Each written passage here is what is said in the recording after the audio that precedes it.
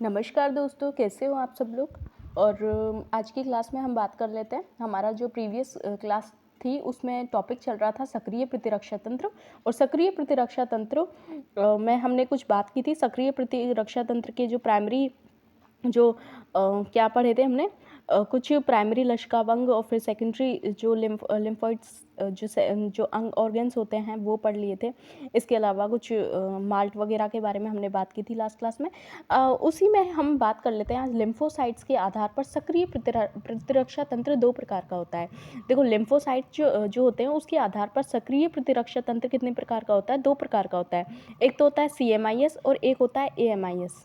CMIS यानी कि cell mediated immune system और AMIS यानी कि एंटीबॉडी मेडिएटेड इम्यून सिस्टम। इसमें टी सेल जो होती है वो चार प्रकार की होती हैं: T helper, T killer, T suppressive और टी मेमोरी। देखो, CMIS जो होता है सेल मेडिएटेड, उसमें जो टी सेल होती हैं वो चार प्रकार की होती हैं: T helper, T killer, T suppressive और टी मेमोरी सेल्स। AMIS के बारे में बात करें तो AMIS में एंटीबॉडी मेडिएटेड होता है IgA, IgD, IgE, IgG और IgM यानी कि गमदे जितने भी हैं तो वो हैं एंटीबॉडी मेडिएटेड होते हैं। देखो, CMIS के बारे में अगर हम ढंग से बात करें प्रॉपरली तो CMIS यानी कि सेल मेडिएटेड इम्यून सिस्टम जो होता है, जब रोगाणु शरीर में प्रवेश करता है, जब रोगाणु क्या करता है, शरीर में प्रवेश करता है तो मैक्रोफेज सक्रिय हो जाते हैं। मैक्रोफेज क्या होंगे? सक्रिय हो जाएंगे और साइटोकाइंस और इंटरल्यूकिन स्रावित करते हैं जो टी हेल्पर को क्या करती है? सक्रिय करती है। जब रोगाणु शरीर में प्रवेश करते हैं तो मैक्रोफेज सक्रिय होंगे। देखो, मैक्रोफेज क्या, भक्षाणु कोशिकाएं जो होती हैं वो सक्रिय हो जाती हैं और वो क्या, इंटरल्यूकिन्स या फिर साइटोकाइनिन जो पदार्थ जो स्रावित किया जाता है वो होता है इंटरल्यूकिन्स या साइटोकाइनिन, जो कि टी हेल्पर को सक्रिय करता है। किसको सक्रिय करता है? टी हेल्पर कोशिकाओं को। टी हेल्पर क्या करती हैं? ये CMIS के बारे में तो हमने पहले भी बात कर चुकी है। हम तो सक्रिय प्रतिरक्षा तंत्र के बारे में बात कर रहे थे। और सक्रिय प्रतिरक्षा तंत्र जो होता है उसमें देखो, एक तो होता है CMIS के बारे में हमने पहले भी बात कर चुकी है। इसमें T helper, T killer, T suppressive और टी मेमोरी सेल्स होती हैं। और ठीक है, टी मेमोरी सेल्स होती हैं। इसके बारे में हमने पहले बात कर चुकी है। अब हम बात कर लेते हैं टाइप्स ऑफ एंटीबॉडीज़ के बारे में। टाइप्स ऑफ एंटीबॉडीज़ मतलब जो हमने अभी पढ़ा था, या CMIS पढ़ा था और AMIS पढ़ा था। तो CMIS और AMIS पढ़ते हैं। CMIS हमने जो चार प्रकार की सेल्स थी वो हमने पढ़ ली। उसके बाद AMIS एंटीबॉडी मेडिएटेड होता है। इसमें टाइप्स ऑफ एंटीबॉडीज़ के बारे में बात कर लेते हैं। तो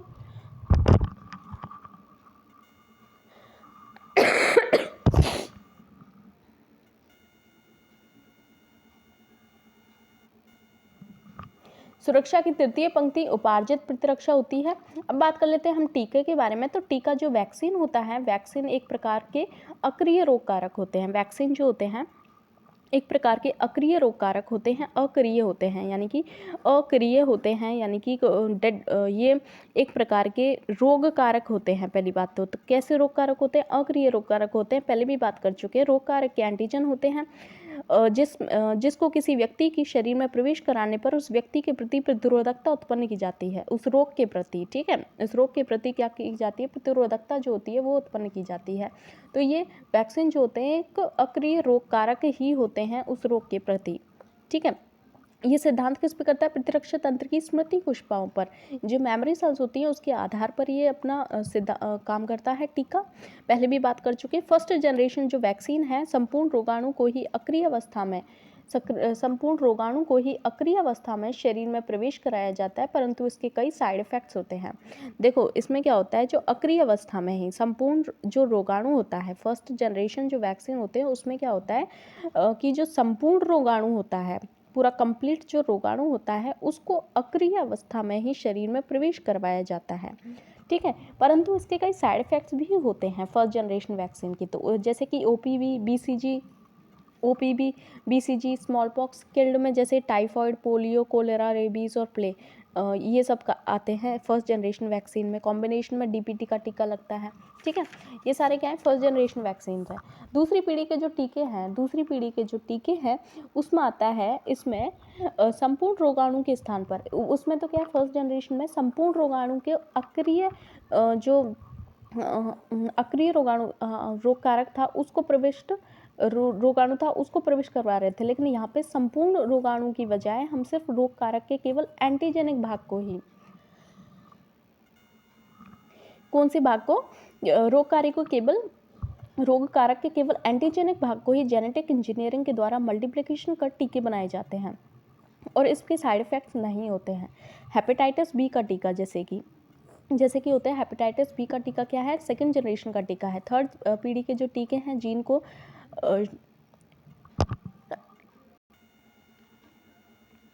तीसरी पीढ़ी के जो टीके हैं उनके बारे में अगर हम बात करें तो जीन को शरीर के भीतर प्रविष्ट करवाया जाता है।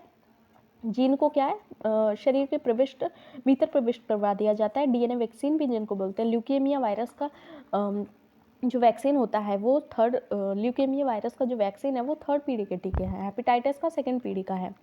HLA के बारे में बात करते हैं, ह्यूमन ल्यूकोसाइट एंटीजन। ये क्या होता है, इसके बारे में हम बात करते हैं। ह्यूमन ल्यूकोसाइट एंटीजन या फिर इसको MSC भी बोलते हैं, मेजर हिस्टोकॉम्पैबिलिटी कॉम्प्लेक्स। क्या बोलते हैं, MSC यानी कि मेजर हिस्टोकॉम्पैबिलिटी कॉम्प्लेक्स। ठीक है। ग्राही प्रतिरक्षा तंत्र दाता अंग पर ऊतकीय होता है। ग्राही प्रतिरक्षा तंत्र दाता अंग पर क्या होता है, ऊतकीय होता है। योग्यता एंटीजन हिस्टोकॉम्पैबिलिटी एंटीजन को पहचान सकता है। इसके अनुसार ग्राही इसे क्या कर सकता है, नकार सकता है। देखो क्या होता है कि जब ऑर्गन ट्रांसप्लांटेशन की बारी आती है तो तब हमारा जो ग्राही प्रतिरक्षा तंत्र होता है जिसने ऑर्गन को ग्रहण किया है वो दाता अंग पर, जो दाता का अंग है उस पर ऊतकीय योग्यता एंटीजन यानी कि हिस्टोकॉम्पैबिलिटी एंटीजन को पहचान सकता है और इसके अनुसार उसको नकार भी सकता है। ठीक है। हमारे क्रोमोसोम 6 के समझौतों पर, क्रोमोसोम 6 यानी कि हमारा जो क्रोमोसोम 6 होता है उसके समझौतों पर HLA एलील क्रम में रखे होते हैं और इसको बोलते हैं हैप्लोटाइप। हैप्लोटाइप क्या होता है, एक व्यक्ति विशेष में एक HLA हैप्लोटाइप प्रत्येक जनक के आनुवंशिक रूप से आता है। क्रोमोसोम 6 जो होता है वो संबंधित होता है हैप्लोटाइप बोलते हैं। HLA एलील क्रम से रखे होते हैं क्रोमोसोम नंबर 6 पर। केवल आइडेंटिकल जो ट्विंस होते हैं आइडेंटिकल हेलोटाइप रखता है। केवल जो आइडेंटिकल ट्विंस होते हैं वो ही क्या करते हैं, आइडेंटिकल हेलोटाइप रखते हैं।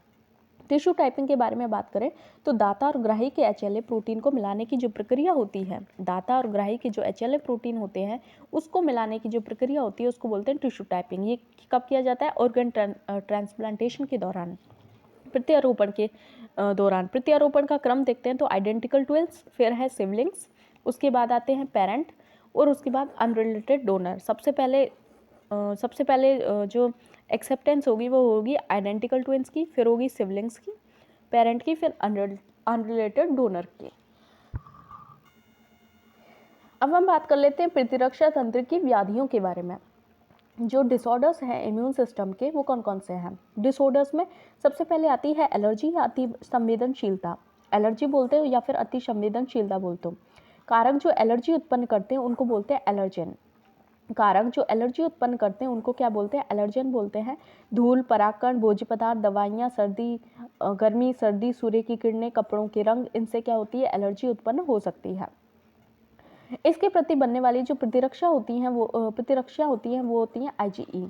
एलर्जी में जो बनती हैं प्रतिरक्षी वो कौन सी होती है, IgE प्रकार की होती है।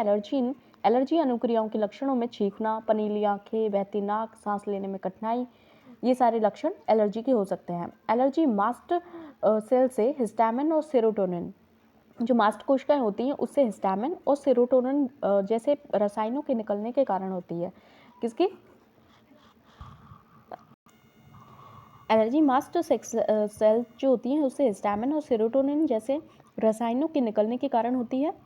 हिस्टामिन और एड्रेनालिन, स्टेरॉइड जैसे औषधियों के प्रयोग में लाने से एलर्जी के जो लक्षण होते हैं वो क्या हो जाते हैं, घट जाते हैं। फेफड़ों की एलर्जी को बोलते हैं अस्थमा। क्या बोलते हैं, फेफड़ों की जो एलर्जी होती है उसको अस्थमा बोलते हैं। इसमें वायु कोशिकाओं की जो म्यूकस ग्लैंड है, इसमें वायु नलिकाओं की जो म्यूकस ग्लैंड है अति प्रतिक्रिया स्वरूप अधिक मात्रा में म्यूकस का स्रावण करने लगती है। क्या होती है, म्यूकस ग्लैंड जो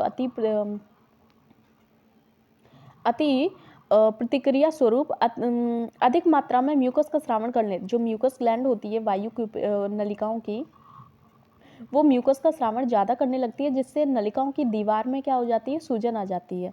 नलिकाओं की जो दीवार होती है उसमें क्या होता है, सूजन आ जाती है। व वायु नलिकाओं की जो गुहा होती है वो क्या हो जाती है, सक्रिय हो जाती है। हे फीवर भी क्या एलर्जन, इसमें परागकण की वजह से होता है, एलर्जन होता है इसमें। परागकण के संपर्क में आने के कारण जो श्वसन मार्ग है, नाक और आँख की जो म्यूकोसा होती है वो स्रावी हो जाती है। स्वयं प्रतिरक्षा जनित रोग, देखो हमने अब बाद में बात कर लेते हैं हम स्वयं प्रतिरक्षा जनित रोगों के बारे में। ऑटो इम्यून जो डिजीजेस हैं ऑटो इम्यून सिस्टम के द्वारा होती हैं, उनके बारे में बात करें तो इस रोग में प्रतिरक्षा तंत्र सेल्फ और नॉन सेल्फ एंटीजन में विभेद नहीं कर पाता है। इसमें क्या होता है कि जो प्रतिरक्षा तंत्र होता है हमारा, वो सेल्फ और नॉन सेल्फ एंटीजन में विभेद नहीं कर पाता है, जिसके कारण सेल्फ एंटीजन के विरुद्ध एंटीबॉडीज़ का निर्माण प्रारंभ हो जाता है और ये एंटीबॉडीज स्वयं के ही अंग को क्या कर देती है, नष्ट कर देती है। जैसे कि रूमेटॉइड आर्थराइटिस में ऐसा होता है। माइस्थेनिया ग्रेविस जो होता है उसमें भी ये चीज़ें होती हैं। इसमें एसिटाइल कोलिन रिसेप्टर के विरुद्ध एंटीबॉडीज़ का निर्माण हो जाता है। किसके विरुद्ध, एसिटाइल कोलिन रिसेप्टर के विरुद्ध एंटीबॉडीज़ का निर्माण हो जाता है। इसके नष्ट होने पर पेशीय तंत्रिका संधियों में तंत्रिका क्या हो जाती है, रुक जाती है और गति मंद हो जाती है। पेशियाँ जो हो जाती हैं वो क्षीण हो जाती हैं। किसमें, माइस्थीनिया ग्रेविस में। ऑटोइम्यून डिसऑर्डर्स के बारे में हम बात कर रहे हैं तो एक तो हमने वो पर्नीशियस अनीमिया भी होता है एक।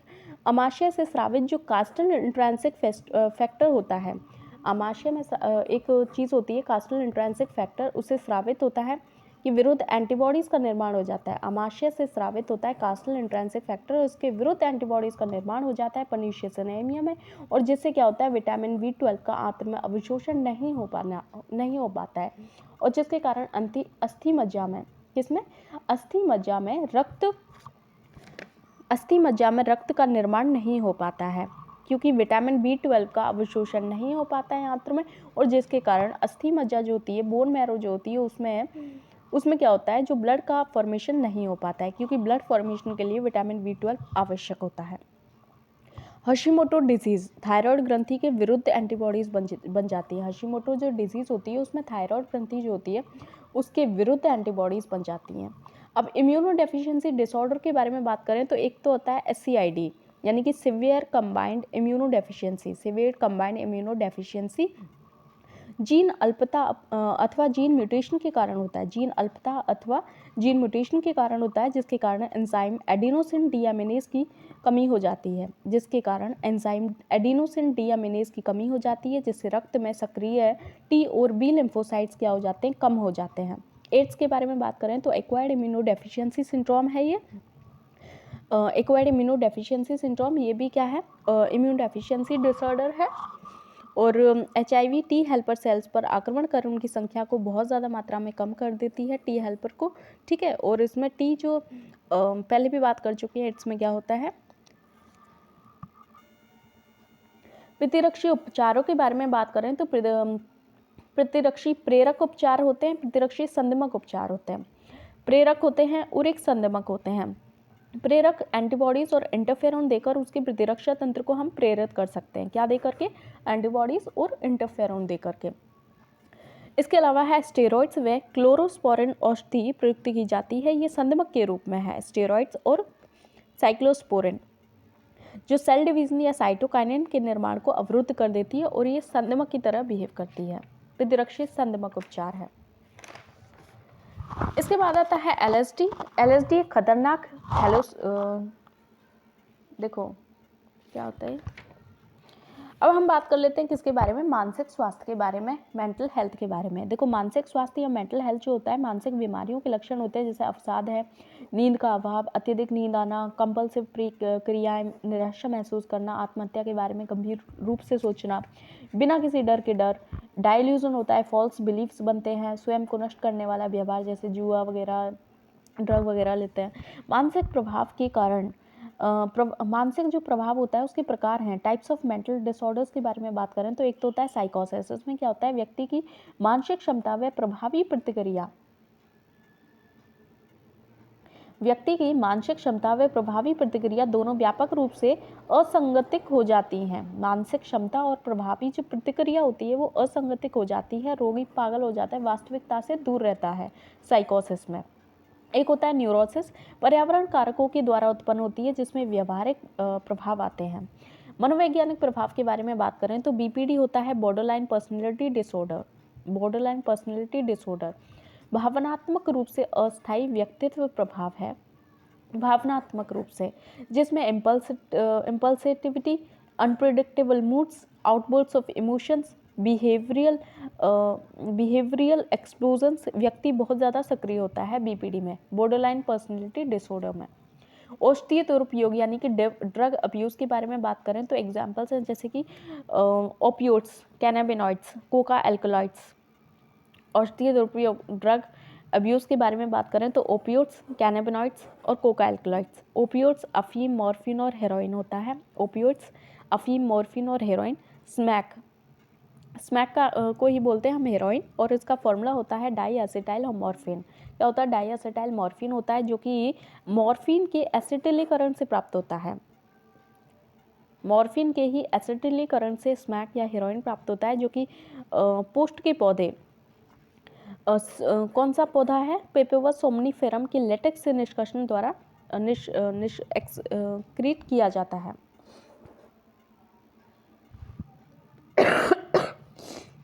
मॉर्फिन प्रभावी सीडेटिव और पीड़ाहार होता है। शल्य क्रिया में ये उपयोगी होता है क्या? मॉर्फिन। ठीक है, अब बात कर लेते हैं हम एलएसडी के बारे में। एक खतरनाक हेलुसिनोजन है ये एलएसडी। एक कवक, कौन सी कवक है? क्लेविसेप्स पर्पूरिया। कौन सी कवक है? क्लेविसेप्स पर्पूरिया जो कवक होती है उसके फलन का ऐसे प्राप्त होता है एलएसडी। क्या होता है? एलएसडी जो होता है एक खतरनाक हेलुसिनोजन है, और जो कि एक कवक जो होती है क्लेविसेप्स पर्पूरिया के फलन का ऐसे प्राप्त होता है। विवरम पैदा करने का इसमें गुण होता है। एट्रोपा वेलेटोला, एक धतूरा जो होता है वैसे। कैनाबिनॉइड्स के बारे में बात करें तो कैनबिस सटाइवा पौधे के जो पुष्पक्रम होता है, इन्फ्लोरेसेंस जो होता है, उससे प्राप्त किए जाते हैं। ड्रग एल्कोहल कुप्रभाव के प्रभावों के बारे में बात करें तो ड्रग्स की अत्यधिक मात्रा से श्वसनपात यानी कि respiratory failure, heart failure, cerebral haemorrhage के कारण कोमा में व्यक्ति की क्या हो जाती है? मृत्यु हो जाती है। ड्रग्स, एल्कोहल कुप्रयोग के प्रभावों की वजह से रेस्पिरेटरी फेलियर हो जाता है, हार्ट फेलियर हो जाता है, सेरिब्रल हेमरेज हो जाता है। अल्कोहल और अल्कोहलिज्म की वजह से क्या होता है? शराब के रूप में एथिल अल्कोहल का प्रयोग किया जाता है। शराब जो होती है वो क्या होती है? एथिल अल्कोहल होती है। यकृत में जब ये अल्कोहल पहुंचता है तो इससे एक अत्यधिक विषैला पदार्थ, कौन सा विषैला है? एसीटल्डिहाइड बनता है, और ये क्या होता है? विषैला पदार्थ होता है, और ये कहाँ पे बनता है? यकृत में बनता है। इफेक्ट्स ऑफ अल्कोहल ड्रिंकिंग, देखो अल्कोहल शराब पीने के क्या इफेक्ट्स हैं? देखो, ब्लड शुगर लेवल कम होता है, ब्लड शुगर लेवल कम होता है, मस्तिष्क का सेरिब्रेलम का जो प्रभावित भाग होता है, मस्तिष्क का जो सेरिबेलम होता है वो प्रभावित होता है, पेशीय कोऑर्डिनेशन नहीं हो पाता है। यकृत में वसा के संश्लेषण को बढ़ा देता है। जो लिवर होता है उसमें क्या होता है? वसा के जो संश्लेषण होता है, वसा का संश्लेषण यानी कि फैट सिंथेसिस को क्या हो जाता है? बढ़ा देता है, जो कि पित्त नली में जमा हो जाता है, जो कि जो बाइल की जो ट्यूब होती है उसमें वो क्या हो जाता है? जमा हो जाता है, जिससे फैटी लिवर सिंड्रोम या कि लिवर सिरोसिस हो जाता है। याददाश्त में कमी आ जाती है, याददाश्त में। गेस्ट्राइटिस यानी कि आमाशय की भित्ति में सूजन का होना, इसको बोलते हैं गेस्ट्राइटिस। धूम्रपान से क्या होता है? निकोटिन, तंबाकू जो होता है, तंबाकू स्मोकिंग से, तो तंबाकू में क्या होता है? निकोटिन एड्रेनल ग्लैंड्स को उद्दीपित करता है ये, और जिससे एड्रेनलिन व नोर एड्रेनलिन ब्लड सर्कुलेशन में छोड़ी जाती है, जो रक्तचाप व हृदय स्पंदन दर को इंक्रीज करती है। इससे रक्त में CO की जो मात्रा होती है वो इंक्रीज हो जाती है, शरीर में ऑक्सीजन की कमी हो जाती है। ठीक है, निकोटिन एड्रेनल ग्लैंड्स को उद्दीपित करती है, जिसे एड्रेनलिन और नॉर एड्रेनलिन ब्लड शुगर में छोड़ी जाती है, जो रक्तचाप व हृदय स्पंदन दर को इंक्रीज करती है, जिससे रक्त में CO की जो मात्रा होती है वो बढ़ जाती है, और शरीर में ऑक्सीजन की क्या हो जाती है? कमी हो जाती है। ठीक है, तो ये हमने पूरा जो ये यूनिट है वो कंप्लीट कर ली है, और नेक्स्ट क्लास में हम नेक्स्ट यूनिट के साथ स्टार्ट करेंगे। ठीक है, तो तब तक के लिए धन्यवाद। ओके,